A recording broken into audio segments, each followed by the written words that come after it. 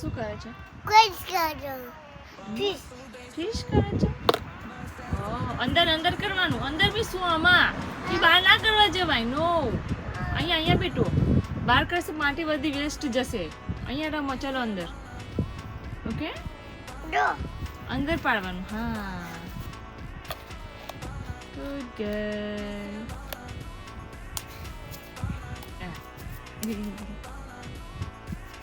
શું થયું?